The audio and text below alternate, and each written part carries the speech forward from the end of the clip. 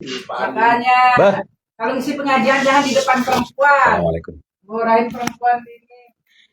Bismillahirrahmanirrahim. Assalamualaikum warahmatullahi wabarakatuh. Selamat siang sahabat-sahabat sekalian. Pada kesempatan hari ini kita bersama Ustadz Muhammad Yusuf akan membahas seputar tema sholat, yaitu dengan mengangkat tema sholatlah dengan gembira ya Ustadz ya. Nah, seperti apa sih sholat dengan gembira? Mari kita dengarkan bersama dari Ustadz Yusuf. Waktu dan tempat disilahkan.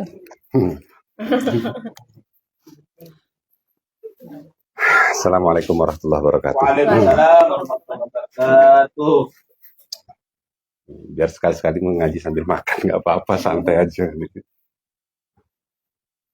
Enak sih, Nep. Tetap gabung, Nep. Ini ngomongin gimana caranya sholat sambil gembira. Karena kan orang kebanyakan sholat itu kesannya jadi beban atau sesuatu yang cukup berat dilakukan. Padahal sholat itu mau anak dari paling kecil, anggap anak 5 tahun, 6 tahun, 7 tahun, sampai yang paling tua sekalipun. Ngerjain sholat itu kan pasti bisa. Ya kan? Rumus umum, orang mengatakan ala bisa karena biasa. Ketika sudah terbiasa, pasti akan merasakan keenakan. Tapi nggak tahu kenapa urusan sholat, rumus itu nggak berlaku. Entah orang sudah sholat setahun, 2 tahun, 3 tahun, mau merasakan enaknya sholat, itu sulit. Biasanya faktornya karena dijadikan beban, atau dijadikan kayak, ya merasa karena sholat itu kayak jadi satu kewajiban. Sehingga mereka nggak bisa menikmati sholat itu sendiri. Gimana kalau mindsetnya yang dirubah? Sholatnya tetap, waktunya tetap, pelaksananya tetap, caranya tetap, cuman hanya mindsetnya yang dirubah. Jangan katakan bahwa sholat itu sekedar merupakan kewajiban biasa. Logikanya begini. Allah ngasih manusia itu kan banyak nikmat. Ya termasuk kita itu kan dapat nikmat. Cuman nikmatnya Allah yang diberikan ke kita itu kan macam-macam. Ada nikmat yang sifatnya fisik, ada nikmat yang sifatnya non fisik. Ada nikmat yang disadari itu sebagai nikmat, ada yang nikmat tidak disadari kalau itu merupakan nikmat. Kemudian ada nikmat yang sifatnya ukhrawi, akhirat. Ada nikmat yang sifatnya duniawi. Mungkin kita sepakat dalam beberapa hal. Walaupun nanti kita nggak akan sepakat dalam hal yang lain. Yang pertama, kita pasti sepakat bahwa nikmat terbesar yang diberikan oleh Allah ke kita adalah nikmat Islam dan juga nikmat iman. Ya kan? Oke, kita sepakati dulu. Yang penting itu sepakat. Selanjutnya, nikmat yang Allah berikan ke kita merupakan bagian dari nikmat loh ya. Itu adalah bisa melakukan ketaatan. Itu kan bagian dari nikmat. Kalau kita pakai logika sederhana begini. Misal saya kagum sama seseorang. Terus orang itu sering manggil saya dan nyuruh saya melakukan sesuatu. Tentu karena saya kagum dengan orang itu, ketika saya disuruh melakukan sesuatu, saya akan melakukan dengan sukarela. Kenapa? Karena itu bukti kalau orang itu kenal dengan saya, dekat dengan saya, dan percaya dengan saya. Makanya saya disuruh. Nah, lantas bagaimana ketika Allah panggil saya, bahkan sehari 5 kali, ngundang saya, sehari 5 kali, diundang ke rumahnya, dan menjalankan perintahnya. Itu artinya Allah sayang sama saya, kenal sama saya, dekat dengan saya, dan percaya dengan saya. Ya kan? Kenal, dekat, disuruh, dipercaya, itu kan bagian dari kenikmatan yang diberikan oleh Allah. Loh, kalau kita nggak dikenal, nggak dipercaya, nggak dekat, nggak bakalan diundang, disuruh, dipercaya. Anggap logikanya begini, ketika kalian punya acara, anggaplah pernikahan atau acara tahlilan atau apalah terserahlah. Kalian punya daftar undangan kan yang mau diberikan. List pertama, keluarga dulu. Yang pasti wajib harus dapat. Yang kedua, orang-orang terdekat. Yang ketiga, baru teman. Sama lah ya. Wa ala alihi wa ashabihi. Sama Ba'du habis itu, terserah lah habis itu. Keluarga dulu, baru teman. Nah, kalian semua itu diundang. Ya jelas sih, ya nggak termasuk alihi lah. Sobihi lah, nggak begitulah. Kokorobati. Nah sekarang yang menentukan kalian dekat atau enggak, ketika kalian menerima undangan, seneng nggak? Sebagian seneng, sebagian Aduh. Iya kan? Sebagian seneng menerima undangan, sebagian ada. Artinya kita yang menentukan kita itu sebenarnya dekat atau enggak, karena undangan sudah disebar. Ketika undangan disebar, kita menerima, alhamdulillah dapat undangan, kan enak. Karena undangan sama, semuanya sama. Semua dengar adzan, semua dikasih waktu yang sama, kesempatan yang sama, semuanya dikasih oleh Allah. Cuman ya begitu tadi, ada yang mau, ada yang enggak, ada yang senang, ada yang enggak. Nah, ketika kita berpikir bahwa itu undangan langsung dari Allah, dan kita anggap itu sebagai sebuah kenikmatan, maka sholat akan bisa dilakukan dengan senang hati. Tapi kalau itu tidak dianggap sebagai sebuah undangan dari Allah, maka sulit akan merasakan kenikmatan bahwa sholat itu bagian dari nikmat. Bayangin kalau kalian punya anak, terus nggak sholat. Rasa marah tentu ada. Kecewa tentu ada. Tetapi kenapa ketika kalian melaksanakan sholat, tidak bisa merasakan kenikmatan itu? Ya, itu memang jadi aneh. War, tak natakin jagut. Keren tak lintan utangnya. Biasa saja. Itu bagian dari pola pikir ya, bagian dari pola pikir. Nikmat itu adalah anugerah yang diberikan oleh Allah kepada manusia untuk kelapangan hidup atau untuk kenyamanan hidup atau untuk memperoleh kebahagiaan. Itu nikmat. Itu yang dibahas oleh ulama, misal dalam kitab Lisanul Arab atau di kitab Tafsir Al-Qurtubi dikatakan nikmat itu apa yang diberikan oleh Allah untuk manusia untuk kelapangan hidupnya atau kebahagiaan hidupnya baik dunia maupun akhirat. Ya kayak sekarang ini lah, lagi kumpul, bisa makan, sehat, bisa minum, bisa bercanda. Itu bagian dari nikmat Allah. Dalam hal ukhrawi, ini kalau kita ngelihat sesuatu yang sifatnya non fisik. Anggaplah misal ketika Allah Subhanahu wa taala menceritakan bagaimana iblis saat diusir dari surga. Kan iblis waktu itu minta kepada Allah, fa'anzirni ila yaumi yub'atsun, ya Allah, tangguhkanlah umurku sampai hari kiamat. Terus Allah jawab, innaka minal munzirin, ya sudahlah, hidupmu bakal abadi sampai hari kiamat. Tapi tetap dalam kondisi tersesat. Nah selanjutnya firman Allah, qala rabbi bima aghwaytani la uzayyinanna lahum fil ardi. Ya Allah, karena engkau telah menyesatkanku, maka akan kubuat manusia itu la uzayyinanna lahum fil ardi. Mereka akan merasakan nyaman, mereka akan merasa indah, mereka akan merasa bahagia ketika berbuat kesesatan di muka bumi. Itu udah janjinya iblis dari awal. Nah, dijawab oleh Allah, dijawab oleh iblis ketika itu, kecuali hamba-hambamu yang ikhlas, illa ibadaka minhumul mukhlasin. Hamba-hambamu yang ikhlas itu tidak akan bisa kusesatkan. Yang ikhlas aman. Yang nggak ikhlas ini bakalan ya bisa tergoda, bisa enggak. Hah? Kayak siapa? Kayak siapa? Kok keras? Bukan, kita nggak ngomongin orang kerasukan. Ini ngomongin antara orang yang ikhlas dengan orang yang tidak ikhlas dalam ibadah. Nah, logika yang dipakai oleh iblis itu keren sih sebenarnya. Akan kubuat mereka merasakan keindahan saat berbuat dosa atau maksiat. Lah kita, ya pakai logika itu juga. Ketika kita terkena, bukan kita kena lah ya. Anggaplah karangasem misal, naudzubillah min dzalik. Anggaplah kena wabah atau kena musibah banjir. ketika musibah banjir itu merata, tiba-tiba ada yang datang bawa perahu karet datang, terus ngasih pengumuman, yang mau selamat, ayo naik ke sini. Yang mau selamat silahkan naik ke sini. Kita ketika lihat perahu penyelamat, kita naik, berbondong-bondong naik. Kenapa? Karena diselamatkan. Mau perahunya jelek, mau perahunya bagus, terserah. Yang penting kita selamat dari banjir. Dan sekarang, ketika iblis dulu mengancam, la uzayyinanna lahu fil ardi, akan kubuat mereka merasakan kenyamanan di saat mereka berbuat maksiat di muka bumi.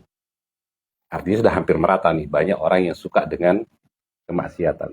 Kemudian muazzin itu panggil dengan panggilan dari Allah, yang mau selamat, yang mau beruntung, ayo sini datang ke rumahku dan lakukan sholat. Jadi pertanyaan sederhananya, diselamatkan itu kan harusnya senang. Bisa sholat dibandingkan dengan tidak bisa sholat, seharusnya lebih senang ketika bisa sholat. Tapi kenapa orang yang bisa melakukan sholat, mampu sholat, sempat sholat, kenapa bisa nggak senang? Padahal di saat yang sama dia sedang diselamatkan oleh Allah. Kan begitu. Besarnya sholat ketika dia katakan Allahu Akbar sambil bilang dalam hati, ya Allah, terima kasih karena engkau izinkan aku bisa sholat dan engkau selamatkan aku dari godaan setan atau godaan iblis, godaan yang lain-lain lah. Akhirnya bisa sholat. Jadi selamat. Karena kita bisa memilih, pilihan utama kita adalah sholat, bukan pilihan yang lain. Agak aneh ketika orang diselamatkan tapi cemberut, itu aneh. Tapi ada kan ya?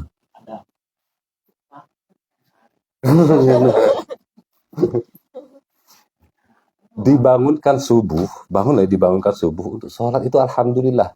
Pilih mana? Dibangunkan sholat atau dibangunkan dengan kalimat marrabbuka. Seharusnya ketika dibangunkan suara azan subuh,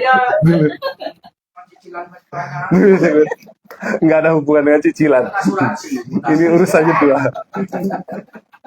Ini urusannya kan dua. Dibangunkan sholat subuh, walaupun kondisinya nggak nyaman, mungkin ya dingin lah atau capek lah, tapi kan masih syukur dibangunkan.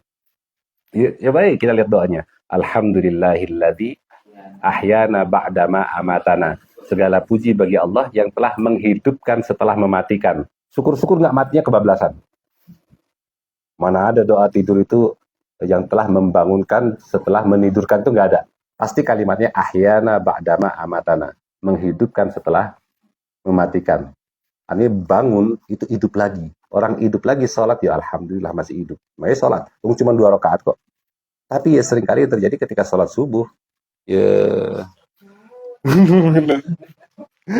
ya tinggal pilih mau dibangunkan oleh merabbuka atau mau dibangunkan oleh suara adzan. Lawang cuma sholat kok. Berapa rakaat sih? 2. Makanya agak aneh ketika orang mengatakan enggak, sholat itu berat. Enggak, justru sholat itu yang gampang. Apa susahnya sholat?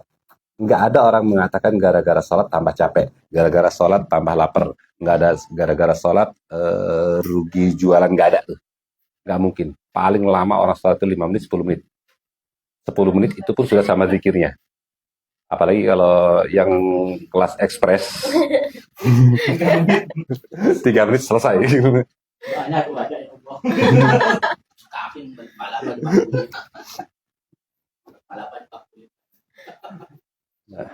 Ya, dukungan ini didukung oleh ayat ketika Allah bilang walaula fadlullahi wa rahmatuhu lattaba'tumus syaitana illa qalila. Kalau bukan karena Allah yang memberikan kalian anugerah, kalau bukan karena Allah yang sayang sama kalian, pasti kalian akan terpengaruh oleh setan, kecuali sedikit sekali orang yang disayang oleh Allah. Orang yang sholat itu adalah orang-orang yang disayang oleh Allah. Lo disayang kok cemberut, itu logikanya gimana? Jadi, yang benar sholat gimana? Ya sholat, nikmati sholatnya. Tersenyumlah ketika sholat, karena ketika itu Anda sedang disayang oleh Allah.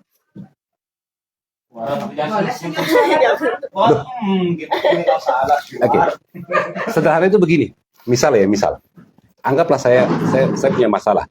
Nabi itu pernah dikatakan oleh sahabat, idza kharrabahu amrun. Ketika Rasulullah ditimpa oleh masalah yang cukup berat, sholat. Beliau melakukan sholat.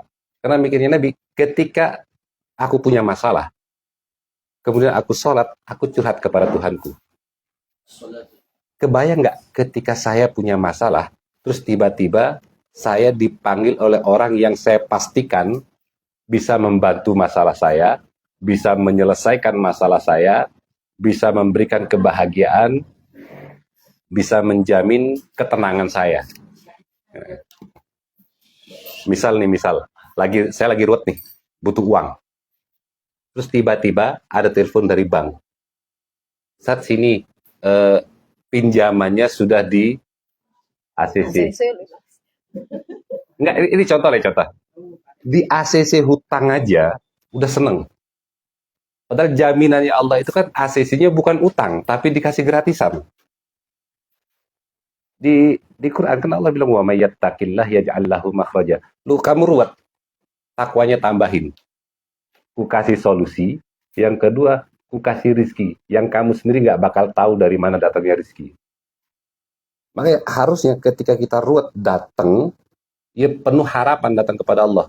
Bawa masalahnya. Karena Nabi begitu, idza kharrabahu amrun shalah. Ketika beliau ruwet dengan masalah, shalah. Beliau melakukan salat.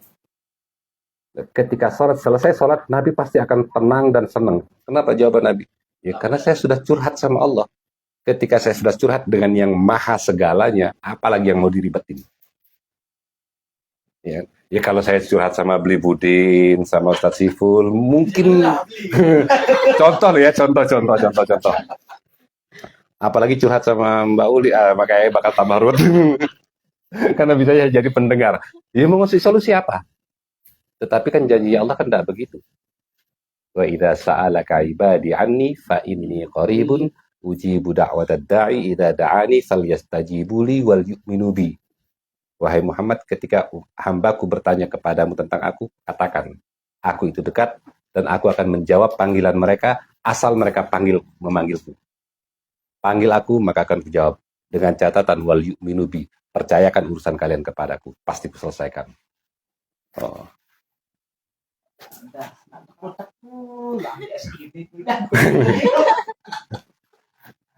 Bayangkan ya, panggilan azan itu bunyinya hayya 'alas shalah, hayya 'alal falah. Yuk sini lakukan sholat dan silakan ambil keberuntungan kalian. Falah itu kan beruntung kan? Lakukan sholat dan jemput keberuntungan kalian. Lo mau ngambil keberuntungan kok sambil cemberut? Apa iya ini ciri orang yang mau ngambil keberuntungan? Apa iya ini ciri orang yang mau diselamatkan kok cemberut? Kan aneh. Ya seharusnya ketika sholat ya seneng. Bagaimana kalau ada gangguan? Gangguan yang mana? Ketika kita sedang asik curhat. Kita asik curhat, kita asik ngobrol, kita asik mengadukan masalah kita kepada Allah. Kok merasa terganggu sama yang lain? Nggak bakalan. Kalau kita memang betul-betul merasakan keasikan saat curhat. Kalau diganggu anak-anak gimana? Lo justru jadikan itu, ajukan itu sebagai bahan curhat kita kepada Allah. Ya Allah, tolong anak-anak saya, biarkan mereka, izinkan mereka bisa sholat, izinkan mereka menjadi anak yang soleh, izinkan mereka jadi ahlul masjid, izinkan mereka jadi ahlul ilmi. Kan banyak yang bisa kita ajukan. Jangan dianggap anak-anak itu pengganggu sama seperti setan, jangan, kurang. Lihat kan ngapain? Ya anak-anak dengan dunianya mereka ya bermain-main. Tinggal kita Bukankah katanya Nabi, posisi paling dekat antara hambanya, antara Allah dengan si hamba adalah di saat mereka sholat, saat sujud. Kalau diganggu gimana? Bilang sama Allah, ya Allah, tolong anak saya. Jadikan dia anak yang soleh. Daripada kita malah mendoakan, kenapa anakku kayak gini? Itu kan malah nggak bagus. Kalau mindsetnya atau pola pikirnya dirubah bahwa sholat itu posisi paling dekat kita ngadu, posisi paling dekat kita curhat, posisi saat kita diselamatkan oleh Allah dari godaan setan, posisi saat paling dekat kita bisa curhat kepada Allah dengan semua masalah kita, maka kita akan bisa menikmati sholat. Toh Allah juga bilang, qul bi fadlillahi wa bi rahmatihi fabidzalika falyafrahu.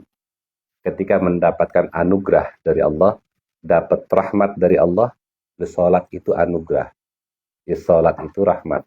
Sholat itu nikmat. Yang nggak bisa sholat itu nggak dapat nikmat. Yang nggak mau sholat berarti belum dapat nikmat. Kita yang dapat nikmat, katanya Allah, fabidzalika falyafrahu. berbahagialah kalian. Kenapa? Karena kalian masih bisa melakukan sholat.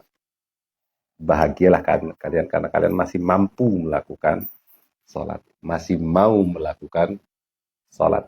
Agak aneh kalau ada orang yang tidak menikmati sholat. Apalagi sholat sambil ngomel itu nggak logis. Hah? Nah, dianggap beban. Padahal kalian dikasih uang, itu nikmat bukan? Mana besar nikmat uang dengan nikmat ibadah? Terus kenapa lebih menikmati uang daripada ibadah? Ada uang musim. Jadi aneh. Ketika dalam Al-Quran Allah bilang, ala bidzikrillahi tatmainnul qulub. Sumber ketenangan itu adalah Allah kan? Kenapa begitu kita dekat dengan Allah malah nggak tenang? Itu aneh. Ada masalah dia. Seharusnya lebih bersyukur ketika bisa ibadah daripada sekedar mendapatkan uang. Kalian tentu nggak mungkin mau iman kalian ditukar dengan uang. Nggak mungkin mau lah. Misal kalian nggak usah sholat dikasih uang. Nggak mungkin mau. Ya. Itu pola pikirnya Muslim itu ya begitu.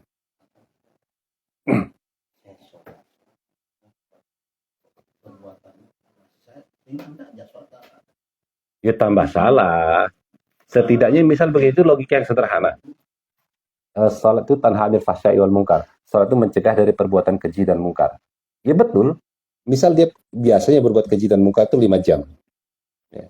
Dipotong salat kan lumayan tuh. Bisa setengah jam. Anggaplah ya, pikir paling sederhana lah. Biasanya 5 jam terus-menerus, dipotong sholat setengah jam. Lumayan maksiatnya berkurang setengah jam. Karena sebelumnya dia berbuat 5 jam secara terus-menerus. Tapi Nabi nggak bilang begitu logikanya. Logikanya kata Nabi, kalau orang terus-menerus sholat, sekalipun dia terus-menerus berbuat maksiat, kayak orang bikin kotor, tapi terus-menerus disapuin. Kotor, sapu lagi, kotor, sapu lagi, kotor, sapu lagi. Lama-kelamaan juga bakal bersih kok. Cuman maksudnya kadang-kadang lebih bersemangat maksiatnya daripada ini yang salah. Sholatnya semangatin, maksiatnya terserah sudah. Bukan mau mengatakan boleh. Bukan mau mengatakan boleh. Tapi kalau memang belum bisa berhenti total, ya sudahlah. Yang penting kebaikannya jangan berhenti. Ciri orang Muslim, katanya Nabi, ini. Kayak tadi tuh Bu Hindun tuh keren itu. Ketika protes, Ustadz ngajinya pas saya nggak ngaji, biar saya bisa ikut. Orang Muslim tuh begitu. Orang Muslim tuh kan katanya Nabi, man sarrathu hasanatuhu wa sa'athu sayyi'atuhu. Itu orang Muslim. Orang yang suka ketika berbuat baik dan tidak suka ketika berbuat jelek, atau dia sedih ketika kehilangan momen berbuat baik. Hah? Ya anggaplah misal kita dimintain sedekah nih, dikasih proposal, semuanya nyumbang, lo tiba-tiba Bu Wardah nggak dapat kesempatan untuk bisa sedekah. Alhamdulillah. Bukan alhamdulillah apa ya. Orang Muslim tidak begitu. Orang Muslim justru, loh kenapa saya diminta? Saya pingin juga berbuat baik. Jadi kehilangan momen berbuat baik itu justru malah nggak mau, gitu loh. Kehilangan kesempatan atau nggak diikutkan dalam kebaikan itu justru malah sedih. Kenapa? Karena sukanya dia itu berbuat baik. Dia kayak keren Bu Hindun. Contoh,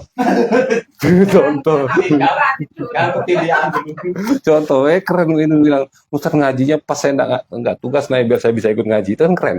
Artinya dia kehilangan kesempatan untuk bisa ikut ngaji. Karena ngaji itu nikmat. Kalau dia menyempatkan diri, disalahkan. Enggak, karena memang ada tugas ngaji. Dapat nggak pahala? Dapat.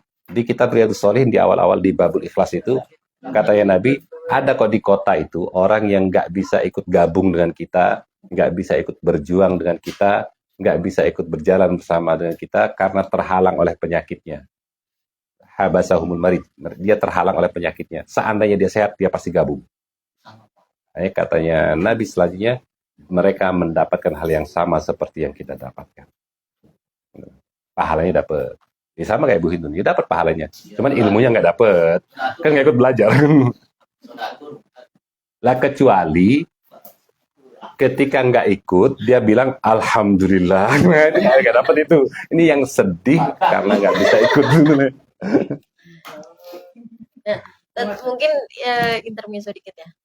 Bagaimana cara kita itu menggeser mindset yang duniawi itu, bisa dibilang kadang kan secara nggak sadar juga ketika orang yuk yuk sholat yuk gitu.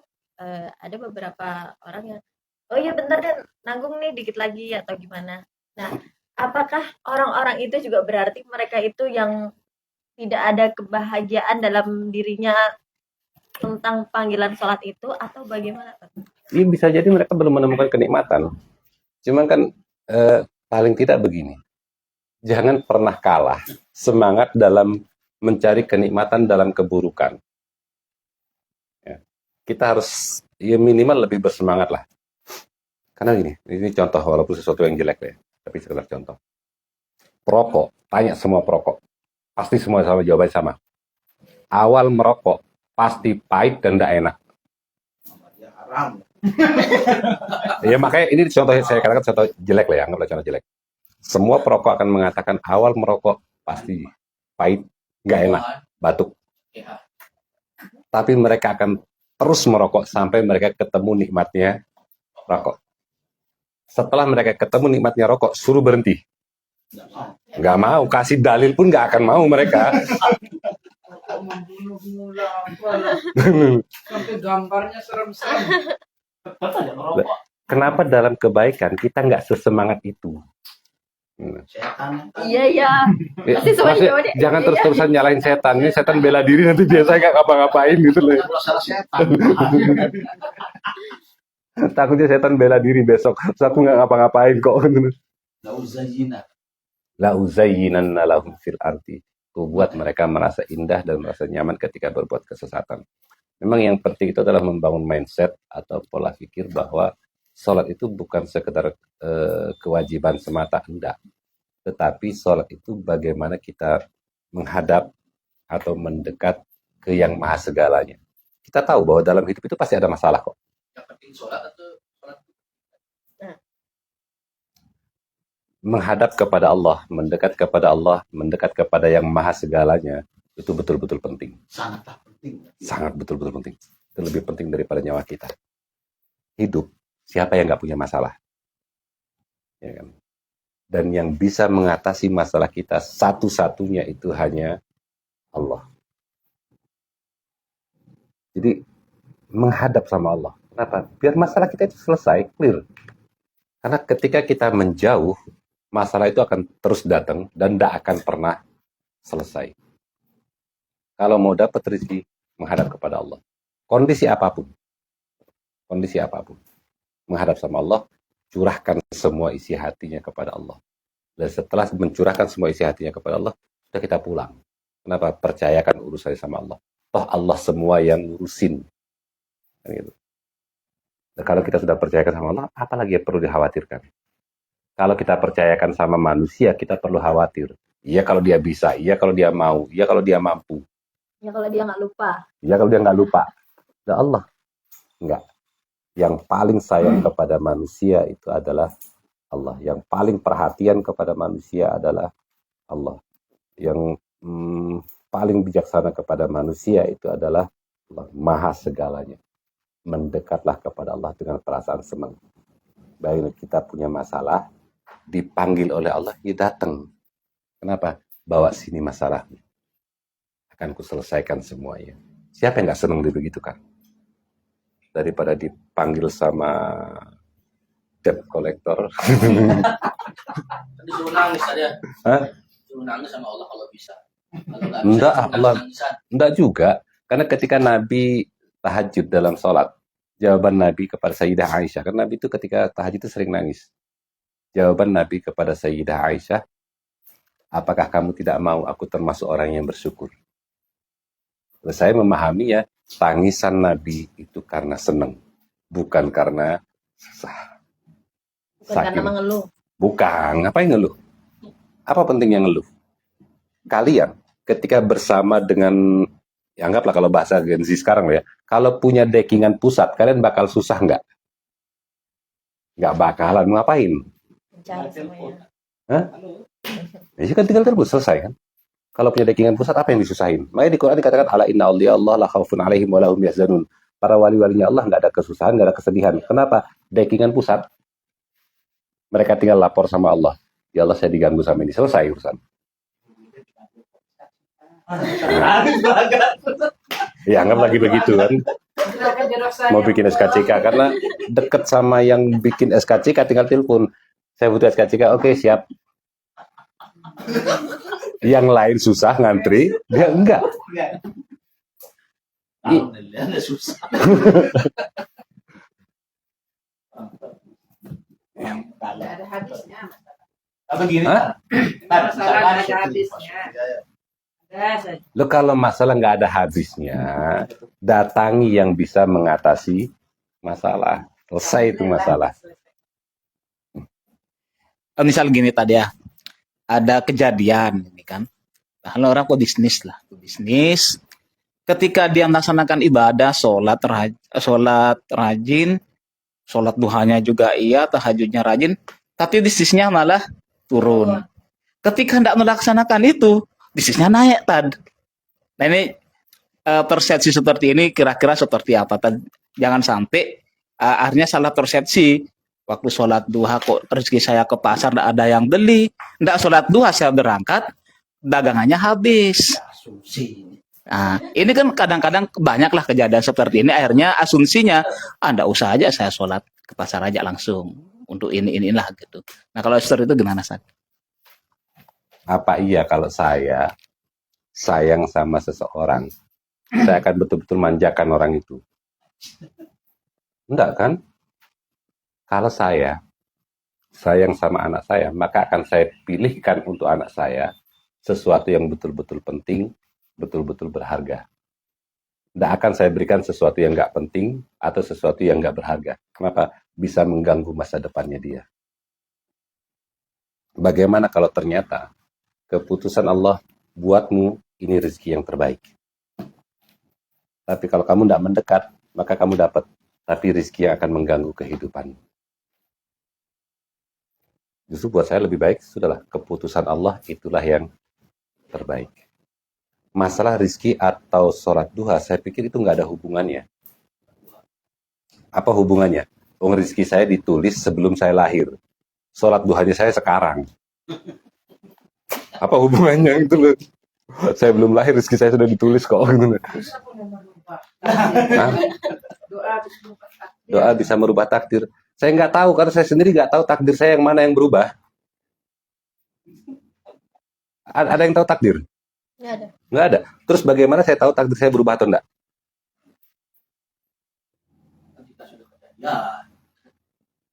Takdir itu artinya apa yang kejadian itu takdir.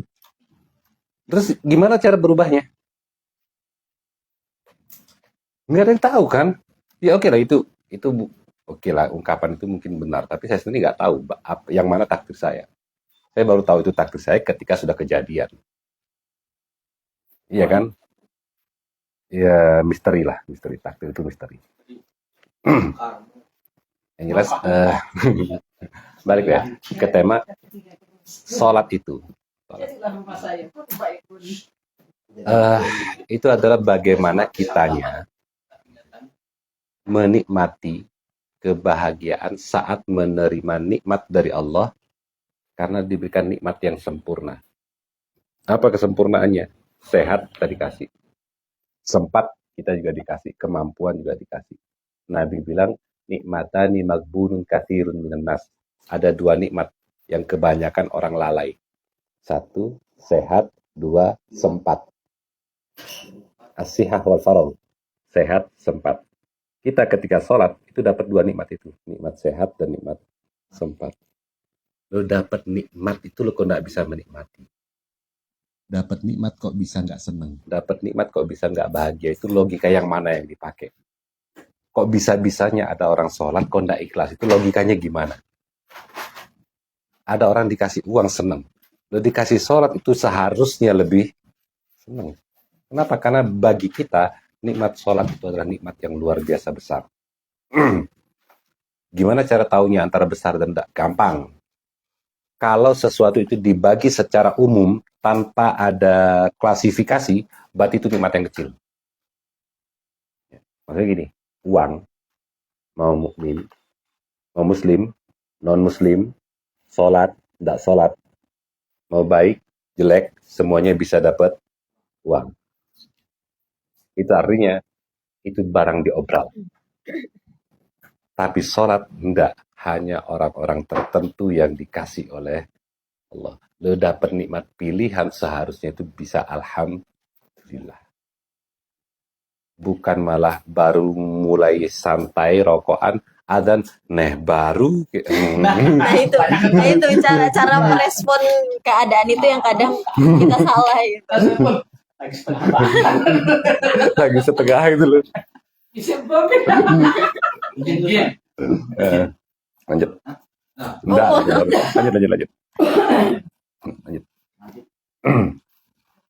Oh iya, semua dasar ya. Asar. Tuh kan? Bukan alhamdulillah asar gitu.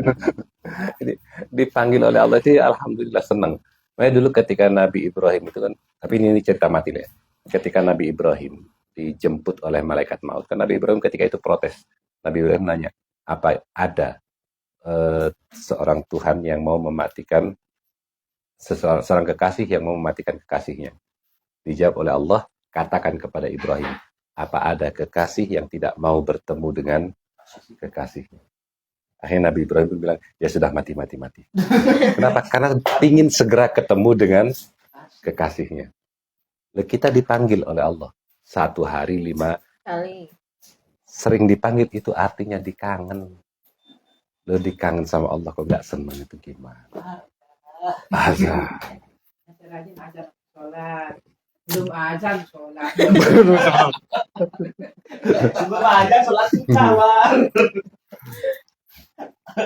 Jadi itu karena itu nikmat terbaik. Karena itu nikmat terbaik, maka terimalah dan jalankan dengan bergembira. Jadi lakukan, kalau saya sholat sambil senyum, saya katakan alhamdulillah, terima kasih Allah atas nikmat ini. Alhamdulillahilladzi hadana lihada wa ma kunna linahtadiya laula an hadanallah. Ya Allah, kalau engkau tidak memberikan hidayah kepadaku, mungkin aku nggak akan sholat.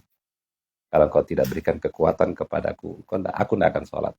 Kalau engkau tidak selamatkan aku dari godaan setan, mungkin aku tidak akan sholat. Jadi yang terasa sholat itu adalah bagian dari nikmat Allah. Bisa kita lakukan dengan senang hati. Nggak usah dipikirin bebannya atau capeknya, nggak usah sholat, nggak bakal capek. Oke, sudah berapa menit? 1 jam ya?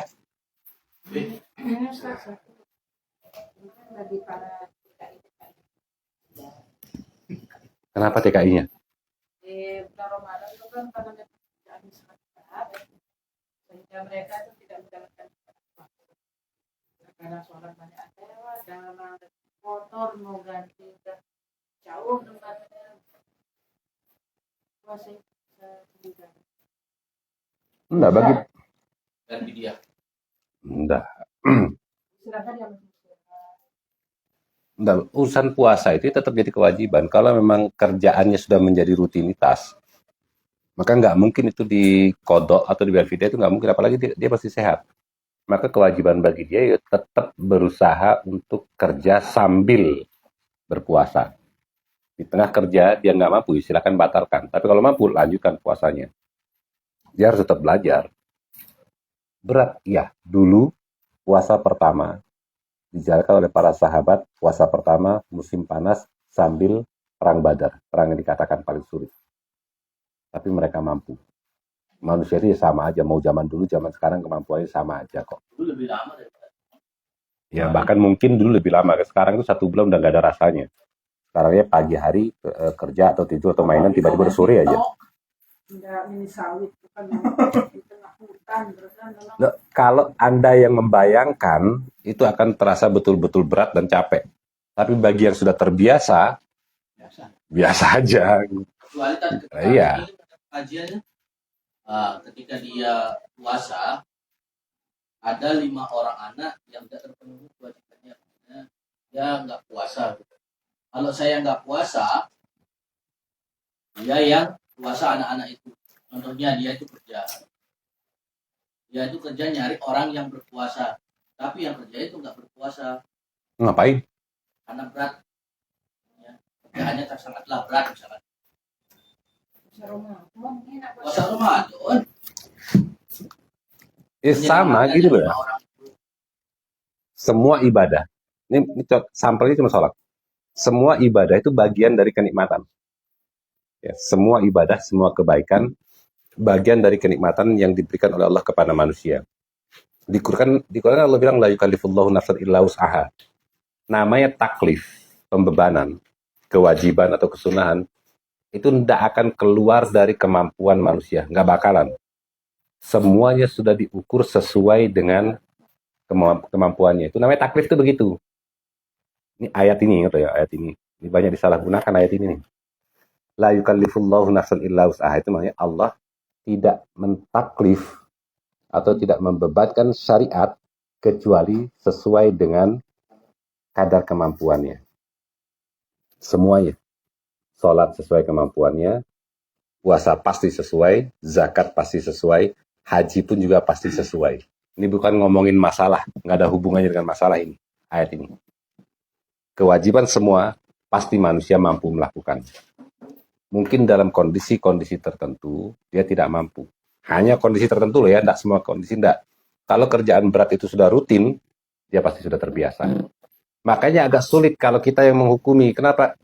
Kita ngelihatnya kerjaan mereka berat. Buat mereka, kerjaan mereka biasa aja gitu loh. Karena itu terbiasa gitu loh. Jadi ya tanya mungkin ya tanya sama ustadz yang mungkin berprofesi seperti itu. Dia akan tahu gimana beratnya. Ya pasti tahu. Bisa lebih mengukur ya. Bisa lebih mengukur.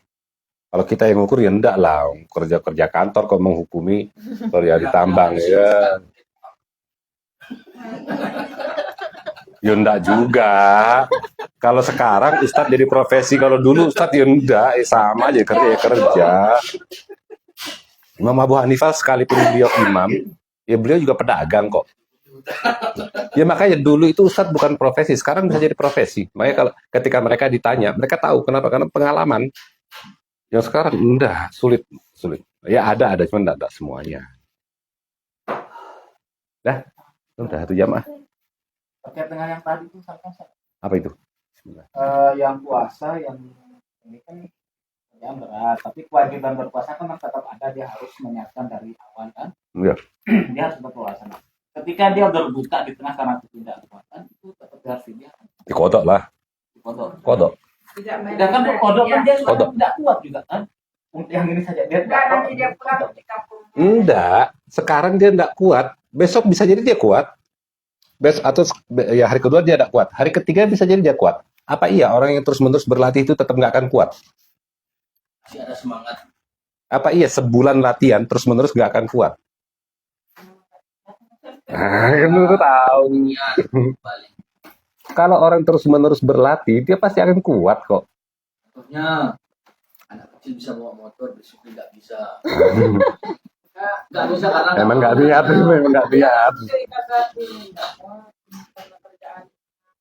Nanti Sholat berapa menit sih? puasa, Normalnya manusia dari pagi sampai sore makan 1 kali itu masih mampu kok. Normalnya kita loh ya. Tapi kita kebanyakan makan 2 kali. Tapi yang bunyi digodin ini mungkin di antara hikmah ya katanya Al-Buti beliau mengatakan begini. Nabi itu memilih gaya hidup yang paling sederhana, bahkan mungkin lebih sederhana dari para sahabatnya. Tapi Nabi selalu kelihatan normal. Itu hikmahnya, umat Nabi dari yang paling miskin, paling susah, sampai yang paling kaya, mampu meniru Nabi. Nabi kadang-kadang kalau kita baca sejarah ya, 2 hari nggak makan, 3 hari nggak makan, ya tetap dengan aktivitas seperti biasa. Kita nggak bisa mengatakan itu kan Nabi. Sama, beliau juga makan, beliau juga minum, beliau juga capek, beliau juga ngantuk, sama. secara manusiawi sama. Tapi kan dia nabi itu pangkat atau derajat. Tapi kemampuan sebagai manusia biasa sama. Karena Nabi di Quran dikatakan begitu, innama ana basyarum mislukum. Secara fisik aku manusia biasa. Bedanya uhiya ilaikum, aku mendapatkan wahyu dari Allah. Innama ana basyarum mislukum yuha ilayya annama ilahukum ilahu wahid. Sesungguhnya diberikan kepada wahyu. Bedanya itu, tetapi secara fisik sama. Ya hanya perlu latihan aja mungkin. Hah? Mau nawar? Dah, alhamdulillahirabbil alamin. Alhamdulillahirobbilalamin. Jika kembali lagi ke tema, kita ulas sedikit ya. Bagaimana sih kita membangun sholat dengan bergembira itu? Salah satunya mengubah mindset. Bahwa kita ini orang-orang yang beruntung loh. Kita dipanggil oleh Allah, kita diberi kesempatan, kita Diselamatkan, diselamatkan dari dijamin hidupnya. banyak ya Tat, ya, ternyata. Banyak banget. Banyak banget.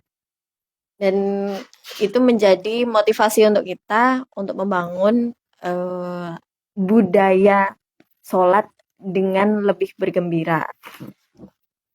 Mungkin itu yang bisa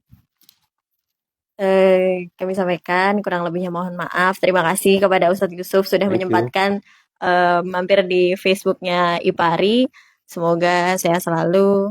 Semoga kita juga bisa berjumpa di minggu-minggu selanjutnya di ngaji tematik bersama IPARI Bali. Wassalamualaikum warahmatullahi wabarakatuh. Waalaikumsalam. Waalaikumsalam.